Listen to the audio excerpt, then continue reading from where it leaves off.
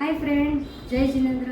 Friends, આજે આપણે રોજના બધા શાક માટે બહુ પ્રોબ્લેમ થતા હોય છે. આપણે મોટા તો હજી બધા શાક ખાઈ લેતા હોય, અને ખાસ કરીને જે હેલ્ધી હોય છે દૂધી.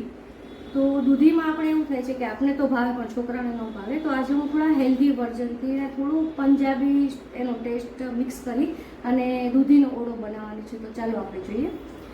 એના માટે મેં દૂધીના પીસ કરેલા છે અને થોડા કાચા કેળા છે.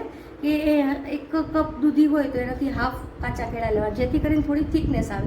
ગ્રેવી માટે ટમેટા છે, કેપ્સિકમ છે, કસૂરી મેથી છે, લીંબુ છે અને બધા મસાલા આપણે એમાં એડ કરવાના છે, અને ગાર્નિશ માટે કોથમરી છે. અને ચાલો હવે આપણે બધું આમાં બોઇલ કરવાનું છે. અમે કાચા કેળા છે અને દૂધી બધું આપણે હવે બોઇલ કરવા મૂકશું.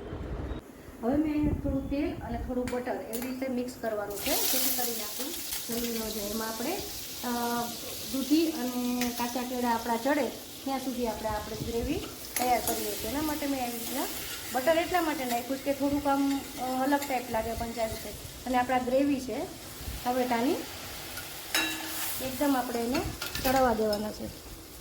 અને આ મરચાં છે કેપ્સિકમ. ત્યારબાદ આને આપણે 5 થી 10 મિનિટ સુધી ચડવા દેવાનું. ત્યારબાદ આપણે જે બોઇલ કરવા મૂક્યું હતું આપણે દૂધી અને કાચા કેળા, જો આપણે એવી રીતના એકદમ બોઇલ થઈ ગયા છે. અને આપણે આવી રીતે એને મેશ કરી નાખ્યું છે આપણે બધું.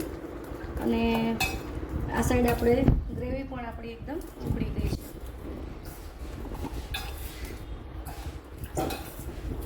ત્યારબાદ આપણે આ બધું ક્રશ થઈ ગયું છે દૂધીનું, અને હવે આપણે આમાં એડ કરી દઈશું. ત્યારબાદ બધું આમાં જે પણ તૈયાર કરીશું, મીઠું, મરચું, હળદર, ધાણા જીરું બધું આપણે નાખવાનું છે. ત્યારબાદ થોડી ખાંડ નાખવાનું છે. ત્યારબાદ થોડો લીંબુનો રસ નાખવાનો છે. અને 5 થી 10 મિનિટ માટે આપણે એને એકદમ ચડવા દેવા છે. થોડી કસૂરી મેથી. ત્યારબાદ હવે આપણે એને ઢાંકી અને આપણે 5 થી 7 મિનિટ માટે એને એકદમ બોઇલ કરવાનું છે, જેથી કરીને આ બધું બટર ને આપણે જે તેલ ને બધું મૂક્યું છે એનો કલર દેખાય. ચાલો, તો રેડી છે. ખૂબ જ હેલ્ધી અને એકદમ આસાનીથી છોકરાઓ ખાઈ શકે તો દૂધીનો ઓળો. તો તમે જોઈ અને બનાવો અને મને કોમેન્ટ કરજો કે તમે બનાવ્યું છે, અને મારા વિડીયોને લાઈક કરજો.